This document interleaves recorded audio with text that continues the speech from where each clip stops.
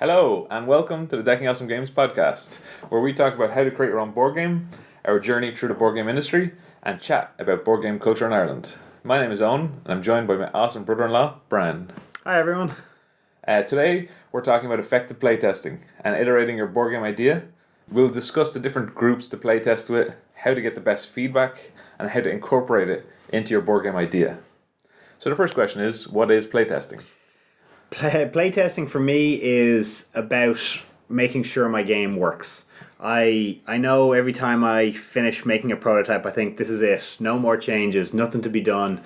But invariably, something will always need to change, especially in earlier versions of the prototypes. Whether it's, the number of players, the amount of resources, sometimes there'll be one path that guarantees you victory every time and you need to take that out of the game. Sometimes you'll get to a point where you're just not able to play on anymore because either you've run out of resources or someone is so far ahead that there's just no point. So finding kinks and working out what needs to be fixed so that it's a fun, balanced game for everyone is what playtesting is really about for me. Yeah, I totally agree with that. It seems to me it's also like a kind of an iteration thing. So it's a good version of what your current game is. So as you're kind of developing the idea and you're creating new prototypes and you're playtesting with them, that's like a good kind of deciding moment as to what your board game is, because there's a lot of ideas you're kind of floating around with, a lot of feedback you're getting, it's all these kind of things are kind of mixing together to create this new iteration of the prototype, and playtesting is where you kind of show off the latest version. Okay, so what are you trying to accomplish then when you're doing playtesting? So with playtesting, usually at the start, you'll playtest an early version, you'll get, 50 changes recommended to you. You'll go home, you'll make all the changes, you'll come back with the new version and go, this is it, all the problems fixed, only to have created a slew of new ones. But as the versions go on and as the playtesting goes on, you'll find that, the problems go from this game fundamentally doesn't work to, well, is that one a little bit overpowered, or I can't really get there, or sometimes that doesn't work, or, I just don't like the colour of that. So it goes from, the game doesn't work to, I just don't like the way that one piece looks. And that's when the game is improving, that, you've gone from we can't play to I want to play again, but maybe this could be a little different. Yeah. It's kind of like a journey through the board game design. And so when you're trying to figure out are certain pieces working and how are people feeling when they're playing the game, you're starting to figure out what mechanics and kind of fundamental parts of the game are working, what fundamental parts aren't working. And you're kind of trying to see, as the board game designer, trying to figure out what ones you want to keep, you think are essential to the game, and also trying to figure out what ones need to be modified to make the game play smoother and more balanced. Yeah, exactly. So it's kind of like a balancing kind of thing as you're going along. There'll be times where you think in your head, I know with my current prototype game, in my head I went, 7 rounds seems like a perfectly good number of rounds. The game will play out in an hour. But when you play with the full 7 rounds of the game goes on for like 2 or 3 hours. So, I've chopped that back a good bit so that the gameplay flows, it doesn't get boring or stagnant or repetitive. But that's something that only ever would have come up by playtesting the game fully. If I just slapped it down and went, that's it, finished. You'd hear back later that it doesn't work, it's too long, I got bored, I went off and did something else. My friend baked an entire cake in the time that I was playing one round of it. The feedback is important. Feedback is very important, but not only just like feedback that people are telling you, but also how people are playing the game as they're actually sitting down and actually playtesting your game. So what does a good playtest look like? So if you're showing the game off and you're in like a board game convention or with your friends and family, how would you kind of structure that playtest? One thing I find with a good playtest, especially after you've been doing it, after you've got through a few versions of the game, is to be able to get people playing quickly. So, work on a pitch that, you can give 5 or 6 lines, you'll have people sitting down, you'll have them ready to start playing the game. They understand the basic gist of it. You can give them pointers and tips as you go, but, once they get playing, they'll figure it out as they go. But if you're sitting there talking for an hour to them going, these are the rules and this is how you set it up and this is what you do after that and this is the first turn and this is the second turn, people will have already switched off before they've even started playing the game. So for me, a good playtest is, them sitting down, getting playing quickly. Ideal world, getting playing and trying every aspect of the game. Won't happen every time, but getting through it all and coming and sitting out at the end going, I really enjoyed that. Here's a couple of things I changed, but I really enjoyed that. Yeah, getting them to actually play as much as possible without you kind of backseat playing. That's a very good point. Yeah. So you're trying to remove yourself from the equation as much as possible and getting the actual players' feedback as to how they would play it. Because yeah, as the person who comes up with the idea of the game, your own head, you might have the specific tactics you want to use in the game, but that might not be how everyone plays. So if you come up with a Euro game, you might think that only Euro game players are going to play it. But then all these other types of people are coming out. They will all have different tactics. They will assume different things about the rules. Yeah. It's always a good one if you just give the game out and don't say anything about it. What do people assume the rules are? It allows you to clarify the rules easier in future prototypes. So yeah, it kind of is about getting to know your game and understanding what people play your game as and how they kind of react and play through the rules. What about playing just specific parts of your prototype? Yeah, I mean, that's always a good thing. Like if you have a big game especially, and you have several parts to it. Sometimes it's just the build round. Sometimes it's when you're gathering resources and stuff like that. You want to make a big fundamental change to the game. Someone's come along and they've played the game and they went, I really enjoyed that, but what if you did this instead? And you're sitting there going, God, how didn't I think of that? And then you're going, oh, would it work? Would it not work? I mean, that's what playtesting is all about. Sit down and make a change to it then and there. If you have people willing to come over and play it, sit down, make a change and go, all right, instead we're going to do this way. And you can play out the rest of the game, but you've changed one large section fundamentally, and you can try it out for a few rounds. If it doesn't work, go back to the way it is, the way it was previously. Let the people try it out then as well and go, did that work? Did that not work? Which did you think worked better?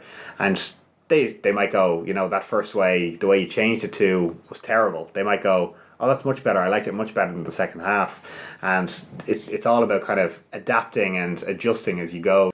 Yeah, I think from a dice owner's perspective, I took it as one of the big kind of moments of playtesting this kind of specific parts of a game was actually the end game, where the person has completely developed all of their creatures and spells and has the full army and they're ready to attack. That was a moment where, depending on the different tactics you chose, people were finding it very kind of slow. And so from a point of view of actually testing specific parts of the game, I was able to have the entire game set up in a certain way that allowed people to play test that. And this is more kind of for my own personal playtesting. Rather than me playing testing this specific game over and over again, I was playtesting a specific part of the game to find out what the problem was with the how people were kind of playing it, and then allowing to put in more balancing features into that specific area. Now, obviously, the changes you make to a specific part of the game will affect the whole game. Yeah. So you need to take that into account as you're playing. You will always need to do full playthroughs of everything with new rules. But if you want to try out new bits and pieces, it's you can do it yourself. You can find a group of friends, you can find a group of strangers, you can sit down and try them out. Try out just the bits you need to. Go, look, imagine you've played the game up till now. Pick it up from here and give it a run. Yeah, I totally agree with that. Okay, so what kind of groups will you play test with? Yeah, so that's one of the big questions. We're fortunate enough here in Dublin where we are. We have a nice group called Board Game Designers Ireland. You can find them on Facebook if you have a look around for them. They're a group of designers who meet up every 2 weeks or every 3 weeks and playtest new games. Now, these guys are great to playtest with other designers if you can. I mean, if you have a load of friends who design games, brilliant, because they'll understand a prototype is a prototype. They can sit down and, you put 2 circles you've cut out of a piece of paper and go, those are your meeples. Let's pretend that they're able to do this and this. And they'll understand that, in a later version, you'll have actual pieces, you'll have artwork, that kind of thing. So I find other designers are great to playtest early versions with because they'll understand that your hand-drawn little monster on a card represents something more and that in a later version, it'll look better. They'll also be able to tell you what your game is similar to, They'll also be able to kind of assume specific rules a little bit better than other players because they played some of the games. If you bring out this dice rolling card game, well, they have this whole host of other dice rolling card games that they've played or even maybe been part of a design with. So they'll always be able to give some feedback on problems they've faced, solutions they've seen in other board games, and so it gives a more comprehensive kind of overview. But even from a first prototype point of view, you can always play test with your family as well, your close groups of friends. If you have a board game group you kind of play with already with your friends, they're going to give you kind of great first impression feedback because they've probably never played a game like this before. Yeah. If your game is kind of new with a new mechanic and a new team, this is going to be kind of cool to them. And they'll also be able to kind of explain the rules. So as you explain the rules of the game to them, you'll be able to see, does this make sense? From someone who's never seen a game like this before, are you explaining it in a correct way? Are they understanding the team and the mechanic? So they're great as a kind of a fresh eyes to the whole scenario. Another good route to take as well is have a look on Facebook, have a look online. There's probably a local board gaming group near you. Don't be that guy who walks down the first night and slaps down his prototype and goes, "We're playing this now," swiping away other people's games. But I'm Monopoly. But definitely, like, drop down, have a chat with them. Sit down and play a few games with them, and say, look, I've designed a game myself. Would you guys be interested in trying it out or playing it? And if nothing else, you're getting promo, you're making new friends, you're getting a night of board gaming in. It's win-win-win from my point of view, anyway. Yeah, definitely, because there's usually quite a close knit community everywhere you go. So definitely be part of those to kind of help out. I think also the best person you're going to probably play test with as well is yourself, and that will see if there's any glaring problems that you notice that like this doesn't work at all at the setup, and then you can start working through those rules and changing them on the fly. You don't have to create a new prototype based on it. You can just update the rules. Yeah. If you know the mechanics of the game, you'll know the parts of the game that you can take advantage of. And so if you can be that guy who takes advantage of this and just goes, his whole tactic is, I'm going to take advantage of this one weird rule. Yeah. And then try and balance that to keep in line with the other ones. Yeah. Then you can create all your mechanics of your game, all the different strategies can work. Now, obviously, the problem with that is you might not know all the strategies. Exactly. Which is where bringing in friends and board game designers is great. And it's a testament to my restraint that I didn't make a joke about playing with yourself there. It's very important to play with yourself. As you do get to later versions and you've got to the point where you want to start either getting the game into production yourself or you want to start selling to manufacturers or whatever your plan is with the game, drop down to conventions, local ones, large ones, you name it. Get a stand and plonk your game out on the table and say, we're looking for playtesters, come along and play it. If nothing else, it's a great way to promo and advertise your game. I know with Dice Summoners, we had always kind of thought of it as board gamers sitting down, two grown-ups sitting playing a game. What we never thought of was that parent and child would be really fond of the game, but it's turned out that they're one of our biggest followings. yeah, they love that game. Yeah. I think Playtest UK is quite a good group. They do free playtesting in a lot of the conventions. They're always a good one to get in contact with. And just kind of travel around with the board game is always just fun. It costs you money, but you're going to meet people that you'll never have met before. Exactly, yeah. It's a brilliant way to meet like-minded people and friends. I have to say it's a really welcoming community as well. Definitely. Everyone's always happy to sit down and play a game, and probably leads us nicely into feedback as well. They understand what it's like to receive feedback, so they know you probably don't just want to hear this is crap, it looks awful. They know you want to hear, well, that works really well. Why don't we play this and try this and maybe move this around? Because they can give constructive feedback as well as just going, I don't get it. It's not for me. All right. So let's go into feedback then. What is feedback, and how do you get it? So I'll preface feedback by begging and imploring any of you who are making a prototype. Don't be that guy who goes, no, I'm not making changes. I've made it perfectly. Or when someone goes, I really like the game, but this didn't really work. It felt like, it was underpowered or it was overpowered or it was too easy or too difficult. And don't be that guy who sits there and goes, "No, you're wrong. It works. I know it works." You're talking from the board game designer perspective. Yeah. Yeah. Well, like You'll get people even as the designer. Don't be that guy who says that. Well, there's two sides to that coin as well. There's the one side says you cannot change this. I'm not going to change this game at all, or at least I'll be the one who decides what gets changed, regardless of feedback. And then there's the other person who gets all the feedback from everybody and changes everything. Changes absolutely everything. Changes absolutely everything to balance the game Yeah. for every single problem that people face. Yeah. And I think they both stem from the same issue of when a person gives feedback, they might not be telling the whole story. Yeah. Right? And so it's always good to kind of see how people play the game as well as see what they say. Yeah. Because what the person says is only half the story. Yeah. You can tell a lot more, I find, anyway, from seeing how people play the game and seeing what parts they're having fun with and what parts they're not having fun with. Yeah. And they might have specific balancing problems. They go like, this creature is too powerful, Yeah. and I think you should remove this creature. Well, if you saw their game, you'd see that the fact that the other player abused that creature and just went all those Yeah. creatures. And maybe the fact is, there could be some other kind of tactic or allow the other person to see the weakness in that strategy. Yeah. Yeah, exactly. Yeah. But those are two big ones. Yeah, not Yeah. taking any feedback or taking all the feedback. Yeah. It's a tough one. One piece of advice I'll give as well, especially because I know I took it to heart a lot near the start with early prototypes.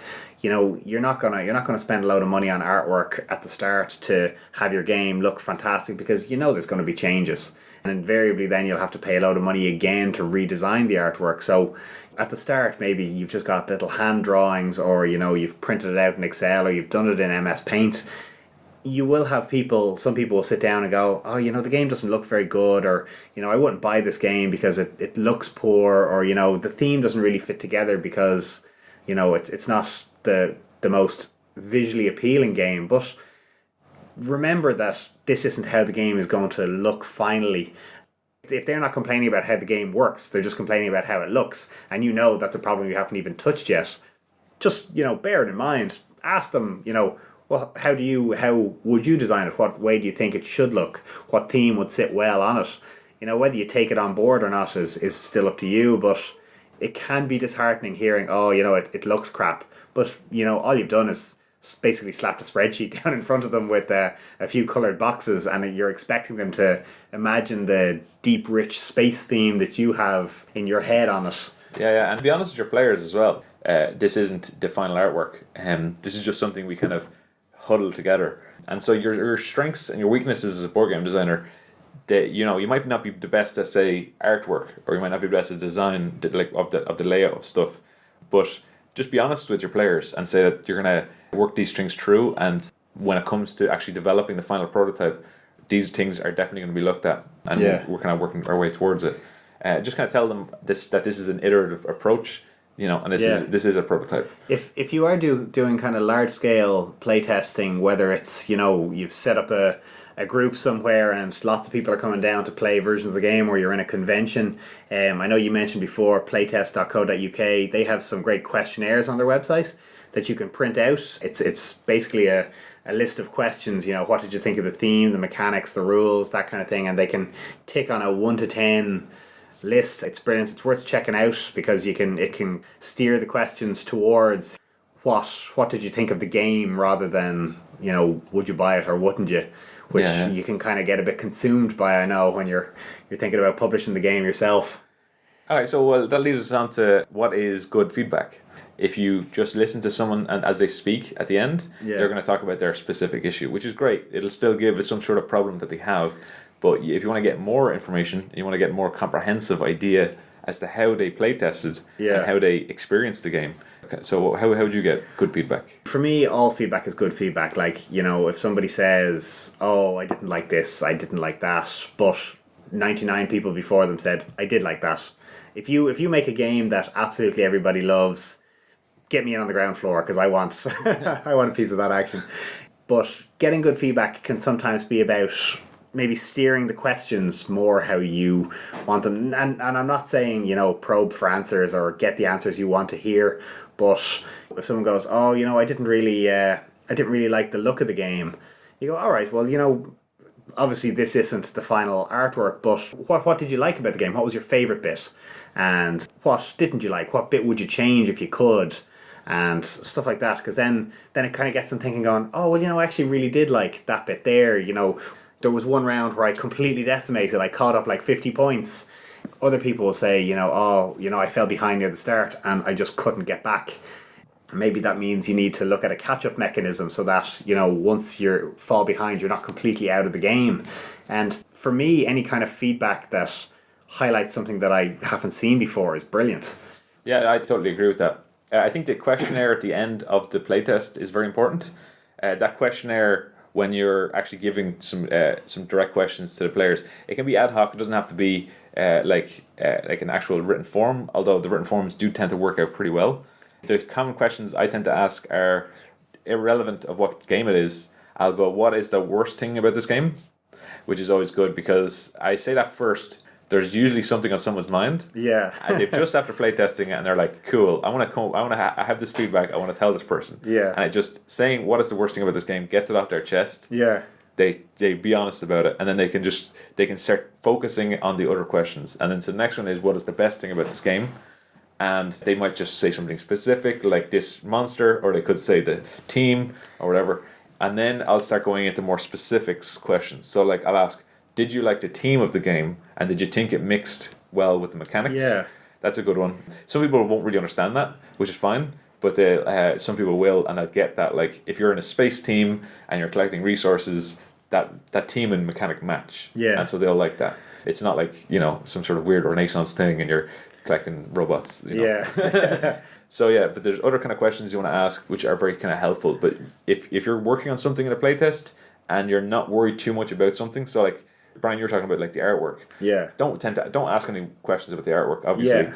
But if you just added a new mechanic to the game, like say a late game mechanic where there's some sort of like new strategy involving like stealing someone's resources or something like that, you can ask a specific question about that. Like, did you think that stealing is matched with the game? Yeah. Or do you enjoy using that mechanic even if it wasn't balanced? Yeah. I do highly recommend have a notepad with you, take note of all the feedback, jot everything down. People feel you're being really receptive if you're making notes as they're giving you feedback, and a lot of it is very helpful. It's very seldom, thankfully, that you'll have someone come up and go, this is crap, I don't like it. People will usually always have something to contribute or help with. If you find that you have the same issue coming up over and over and over again, even if it's your favorite bit of the game, maybe it's something you need to go back and look at. Like in Bumper Bots, I really loved, knocking people into wormholes and stuff like that. But then it meant that players had less workers to place out in future versions, and they were falling behind, and then there was no way to catch up. So even though it was a great part of the game, I still left it in, but now there's a catch-up included in it. So, if you do lose a boss, then you're gaining something back for it, which gives you an advantage in the next level. So even though you don't have as many workers, now maybe you have more resources, or you have an extra advantage in the next round. So, you don't have to remove something just because of criticism. You can just adjust it so that it works better. But do always take note of feedback as it's coming in. Yeah, like when you said that the person says, this is crap, I don't like it, it brings me back to what happened in one of the conventions I was at, getting feedback. Someone sat down and I was showing the prototype of one of our games, and they said, I don't like this. They pretty much said it was crap, and they don't like it. And they were talking more about the artwork and the theme, and I said, do you want to play? Which is kind of strange, because like obviously they don't want to play, but I wanted feedback to see what someone who didn't like the game would think of the game. Yeah. And it worked out really well, so I got some good feedback. Obviously you have to take that in context, Yeah. because they specifically said they didn't like it before they even played.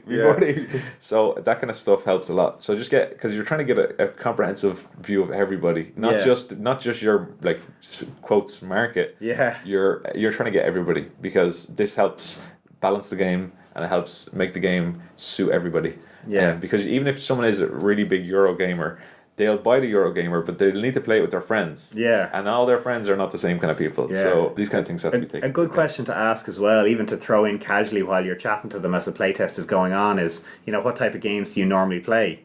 Because if you're sitting there with, a light, fun for want of a better word, Ameritrash game, and they're going, oh, I like to play heavy war games that take up 12 hours of my day, and then they stand up at the end and go, I didn't really like that game.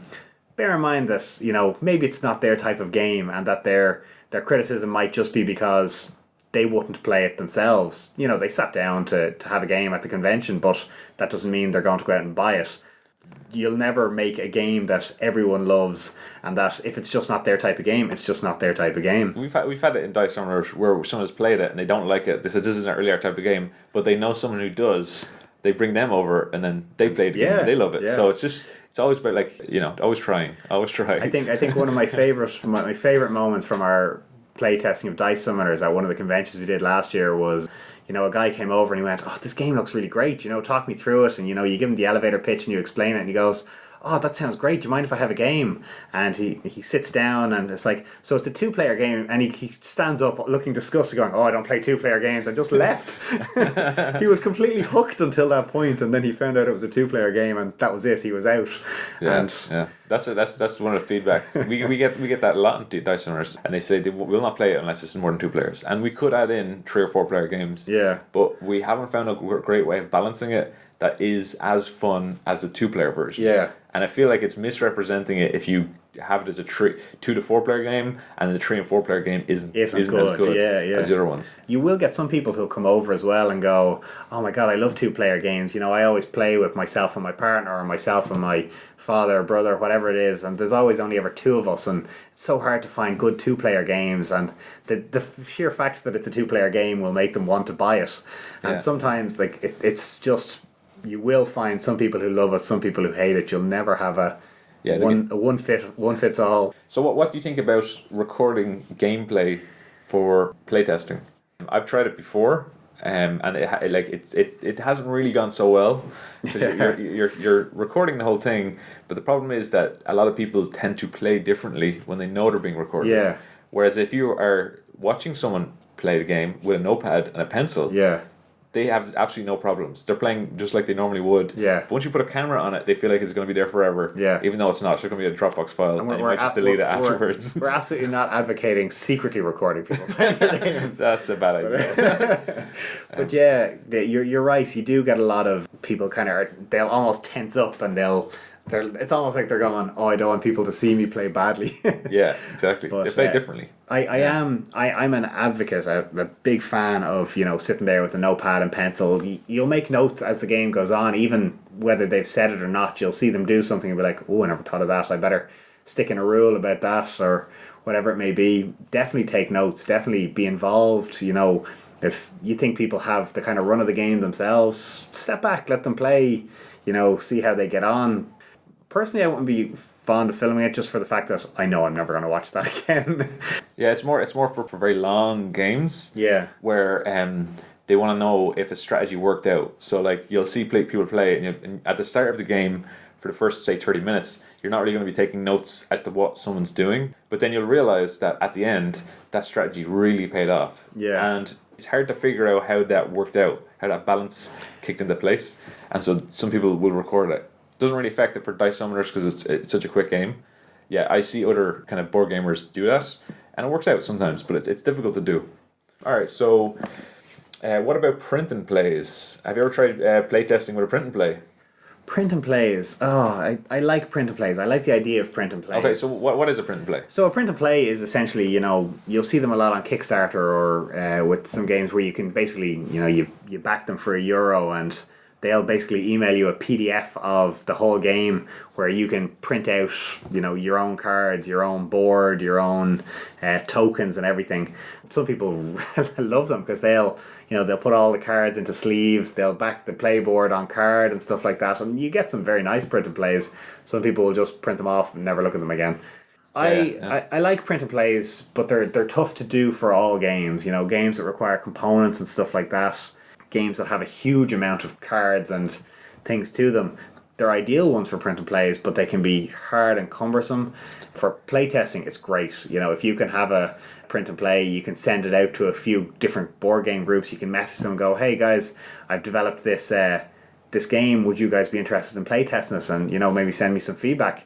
And they'd be like, yeah, we'd love to, great. And if they're a group that meets up or has a kind of communal library, you can go, look, if the game gets made, I'll send you off a game yourself, or you guys can pick up a copy with a discount code or something like that.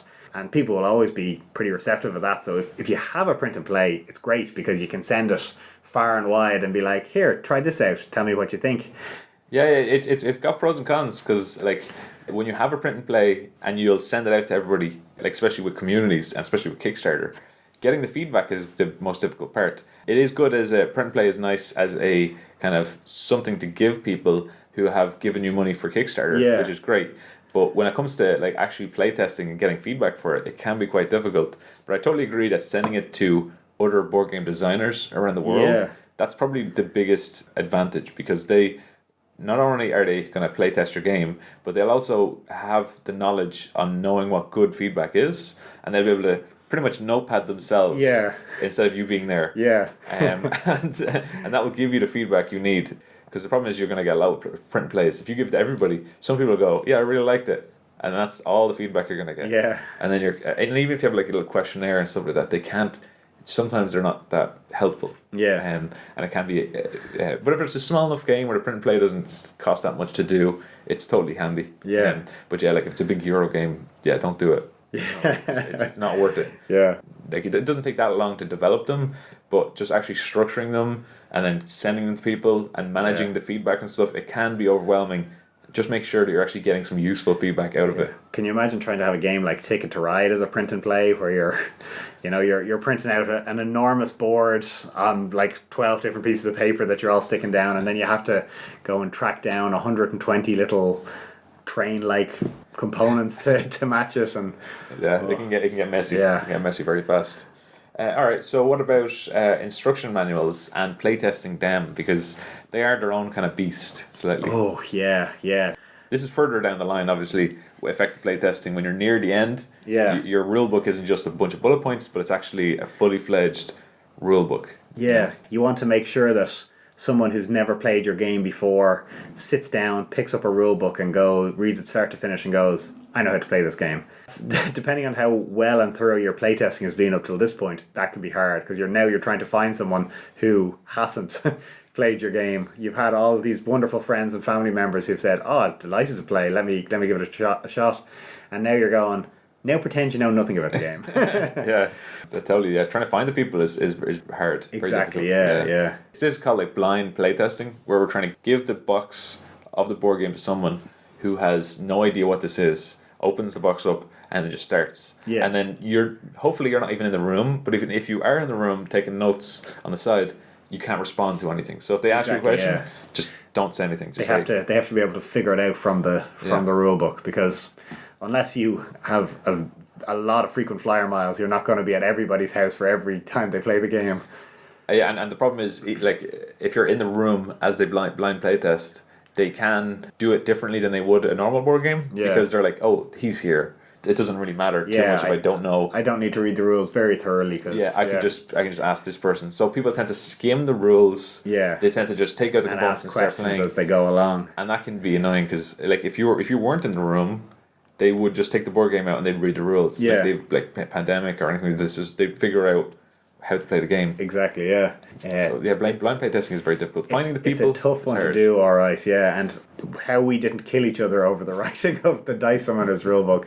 No, it should say this, but that doesn't make any sense. But you need to change that. It's so because it needs to be so clear.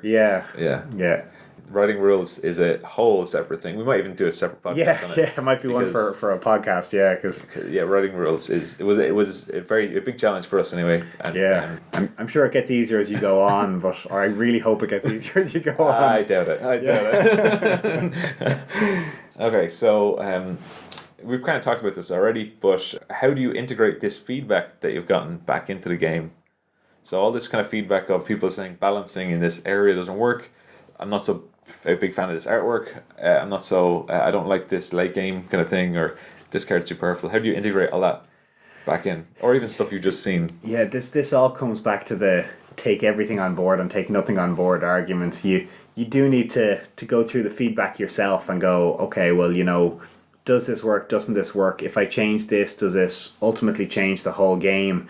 Can I tweak one thing that might make this, less powerful or more powerful, as an easier way to do it, rather than every time everyone gives you any little bit of feedback that you change every single thing.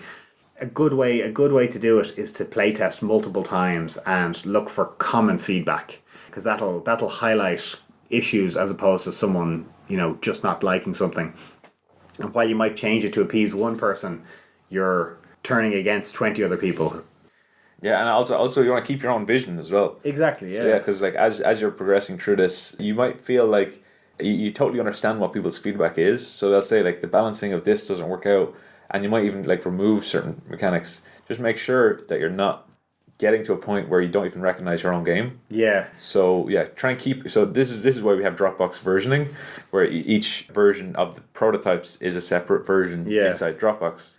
We just call it version 0.1 and version 0.2 until we release the game.